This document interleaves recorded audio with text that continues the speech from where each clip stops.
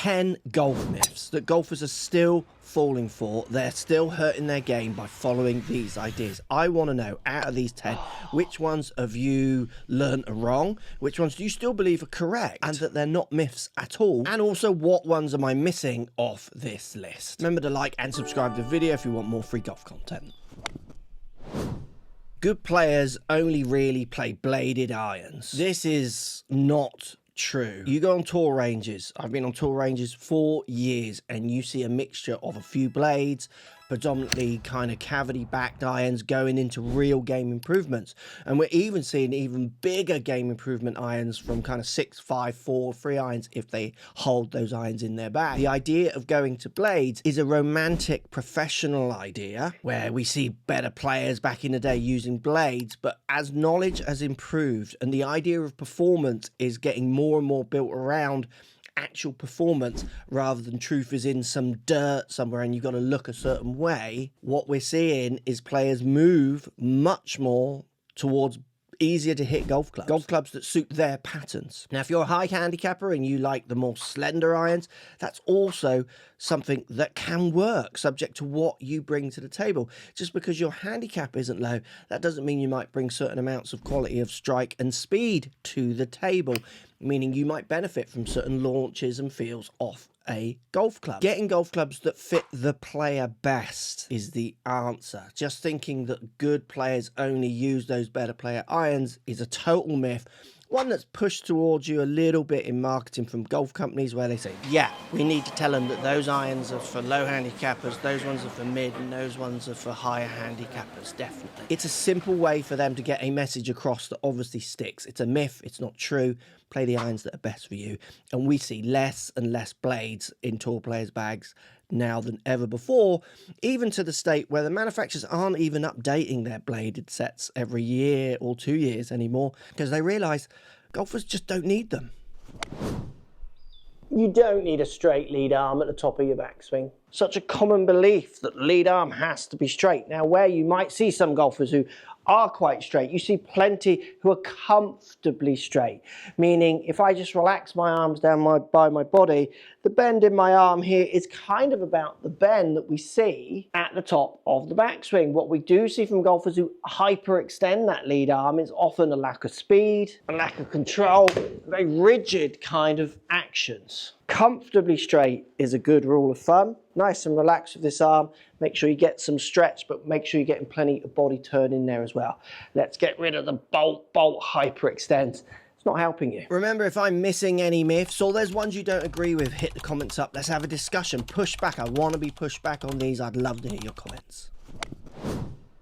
Never up, never in. But trying to get those putts always to and beyond the hole. The idea of not leaving putts short. It's just such a crazy idea that I still see golfers thinking is the way you're meant to putt. Think about it this way. If I hit 10 putts, I'll do it. Here, watch. They're going to disperse. They're not all going to finish on top of each other. They're going to finish in a dispersed pattern. I want you to tell me, where do you want the hole?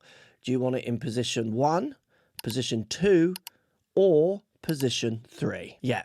Position 2, you're going to want to center the hole over your dispersed pattern of putts to have more chance of then holing the next putt. The idea of trying to move them all past the hole would give you that first position, meaning some of them are going to be further away, meaning you've got more chances of free putting. Why would you want to play golf and give yourself more chances of free putting? We already putt far too many times on the golf course and have too many free putts. The Arcos data clearly shows us that from all handicap brackets. Next time you're out on the putting green, try hitting not to holes, but just hitting a testable out to 3 different distances and then see how tight you can make that dispersion around those 3 different distances, trying to make sure you mix up the target on each one to keep you guessing of those distances a bit.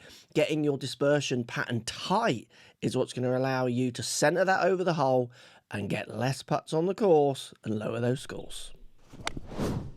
You swung too fast. That's why you hit the bad shot. The fast swing, it was just too fast. Few points here to think about. So you don't swing too fast. I don't know any amateur golfers who swing too fast. None of them hit the ball too far. In fact, you all hit the golf ball not far enough to be honest. So you could all swing way faster. And with this idea, I get people think, well, look at Ernie Els, the famous golfer, long and slow swing, but hits the ball miles, effortless power. No, he is swinging very, very fast. It's the only way he's going to get the distance he is getting. It just doesn't look like it is in his massive frame and with his tempo, but the club is moving super quick, which moves us on to that idea of swing tempo. Oh, my tempo was too fast then. Just so we're clear, and I can show you this now time and time again, amateur golfers take far too long to swing. They take far too long to complete their backswing. They take far too long to then complete their downswing. Their tempos are generally way, way slower, take longer to swing than better players. Better players are pretty brisk with their tempo. Amateurs are really slow and deliberate, loses club head speed, meaning they swing too slow. It makes controlling club path and face harder also. You don't swing too fast. And I know it's a great get out of jail when your friends hit a bad shot and no one knows what to say and everyone's feeling a bit awkward. Oh, sorry, John. Sorry, Jane. Or you a bit quick on that one. That was too fast, wasn't it? Just a little quick, yeah. But it's not true, and it holds so many golfers back. It's a complete myth. Keep your head down. Such a bad piece of advice. I see golfers paralyze their swings with heads fixated on the ball. Gotta watch the ball, gotta watch the ball, gotta watch the ball. Restricts turns, restricts power, restricts strike, makes duffing really easy. We don't want duffing to be easy. You watch a good player's head movement. This is the same for most tour players. You'll see me move up and back. Look at the turn in my head as well. So my nose now is pointing more kind of back here. And then as I move down into the ball here on my OptiMotion, you can see I drop down, try and get forwards. Look where my nose is now pointing. My nose is turning. My neck, my head is turning to then come up and forwards. My head does not stay down. Having a good array of movement in your neck and your shoulders is what actually allows us to move and turn and create better strikes. Trying to restrict that down. If anyone's ever played golf with a sore neck, it's really hard because you don't have the range of movement. So making sure your head is rotating a little bit as you rotate, so this way and following the ball, as well as having some drops and lifts, is a great way to make sure your strikes are powerful and strong and consistent more often. Head down. Let's get that gone. You hit your 7-iron 150 yards. Like, where does this come from? So many golfers, when I ask how far you hit your 7-iron, they say, oh, about 150 yards. It's like the go-to number for your 7-iron. Think about it this way. So I hit my 7-iron anything from 195 at a push down to about 160 yards. With gaps in between. I hit my 7-iron a number of distances. The other thing that you really see clearly from amateur golfers is, yes, they hit their 7-iron, say 170 yards on a certain hole, but there is slope, there is bounce, it's a particularly soft green or particularly a hard green. There's no force carry. Do you carry your 7-iron 150 yards or whatever number you say you hit your 7-iron? And that's the main point here. Being more accurate with how far you carry all of your irons, carry with awareness of rollout, as well as how far you hit them when you hit them hard, medium and soft, is going to be a much better way of lowering your scores, rather than just thinking the answer to how far do you hit your 7-iron is one number. You ask any good player, any tour player, how far they hit a certain club, they'll probably ask other questions around it. Well, do you mean medium or flat out or soft? Or some of them might have even numbers between hard, medium and soft because they're being more precise. It'll never stop surprising me how when I get amateurs in for lessons and I ask them how far they hit certain clubs, they often don't hit the club that distance. Can they? Yes. Do they on average? And time and time again, no. Which is why loads of golfers come up short, costing them shots, leaving them short-sided, hitting the front bunker or the front water hazard, and coming off the golf course frustrated and often not understanding why. Work out how far you actually hit your irons. It's such an asset on the golf course. Golf dress codes are needed. Now look, I do believe that certain ideas around what you might have on your feet are important. For instance, if you play in the UK where you slip a lot and you come and play in my public course, I need to make some precautions for insurance purposes to make sure you're safe on my land, on my golf course. So I might then ask that you do wear spiked shoes with some kind of dimples or spikes in the bottom.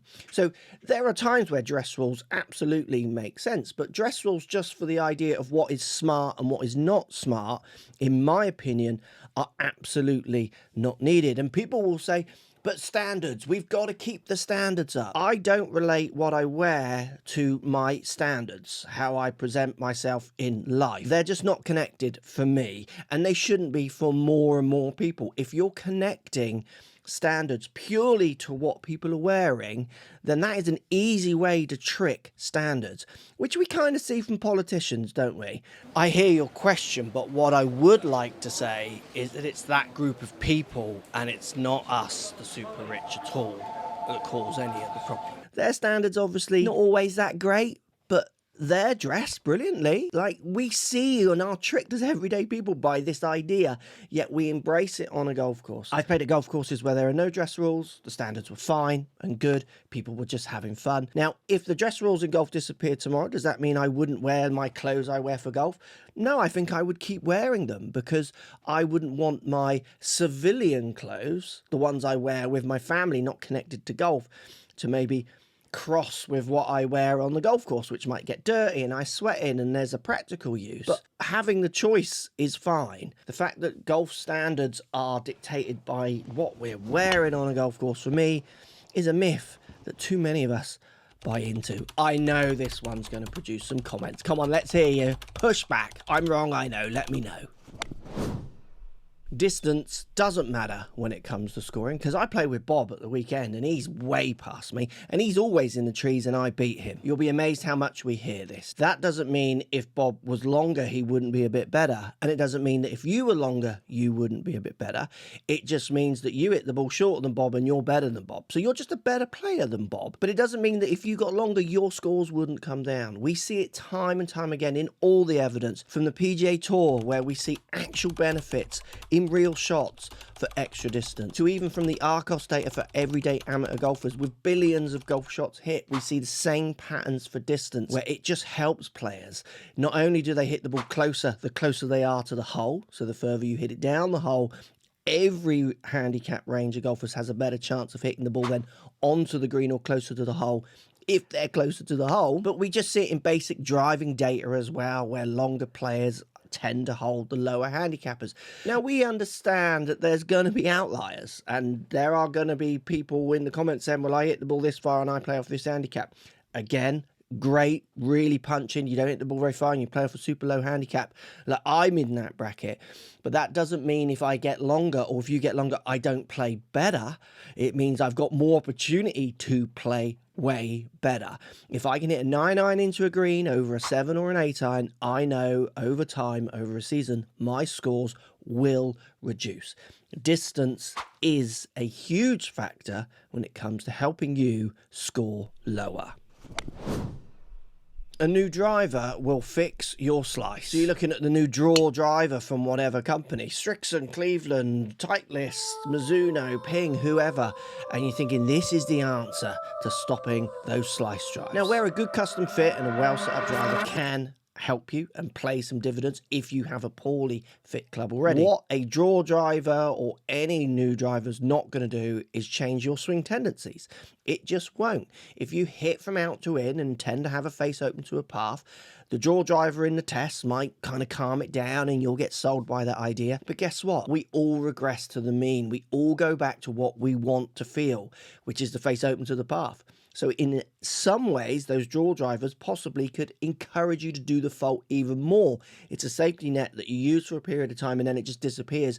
And you have to even override that safety net, resulting often in worse swings. Nothing will substitute you getting control of your movement, getting control of your club face, getting control of your club path. New drivers have their place. Certainly if you have an old driver that's not been fit in years and you've changed in age and speeds or whatever. But the answer doesn't lie in a new driver. As much as you want it to, as much as you desire that bright new shiny thing, it's not the answer to better golf. It is the answer for more fun for some golfers, so buy and enjoy. But if you want to improve the shape shot you hit with your driver, you've got to improve you. Putting is the secret to lower scores. We definitely see the bigger issues in everyday golfers from tee shots, penalty shots, approach play shots. Do we see issues with putting? Yes. Does better putting lead to lower scores? Yes. On the PGA Tour, do we see the best generalized putters of the best ball strikers that week win? Yeah, you kind of see that pattern a little bit. But as someone very wise once said, every shot counts. If people honestly believed that putting did hold the secret, and it was a secret, it wouldn't last very long and the putting green would be full of people. The putting green isn't full of people because what you learn very quickly is the gains in putting are really, really small. Now, that doesn't mean you can't gain in putting big. You can. If you're rubbish at putting, which lots of golfers are, it's a big place you can make lots of gains. But will they outgain the other parts of your game? Probably not. Putting is absolutely important. Every shot is super important. Definitely practice your putting more. But if you're going to dedicate all your time to putting, because it's where the secret is, you're probably, unless you've perfected the other parts of the game, you're doing yourself a disservice. It's one of those romantic golf myths because people want that to be true. They want that more even playing field. They don't want, the people who push that narrative often don't want the idea that being stronger, fitter than the next player, being able to hit the ball longer and straighter than the next player, is actually the skill, because they can't obtain that skill and never wanted to. Take it as someone who doesn't have that skill personally and spent a lot of time putting. Yeah, it helps you score and it helped me in a lot of ways, but it didn't help me over the longer, straighter hitters. Putting is important. It's not the secret to lower scores. It's part of a bigger picture of all the shots which are the secret to lower scores.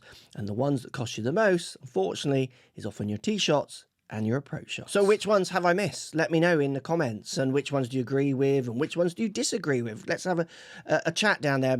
Push back. Let me know. I'm happy to be wrong on these and challenge. And I'm talking about distance a lot. And if you want to find out how far you should be hitting your driver, for instance, this video is going to give you all the ideas for that. And remember to subscribe if you're not subscribed already.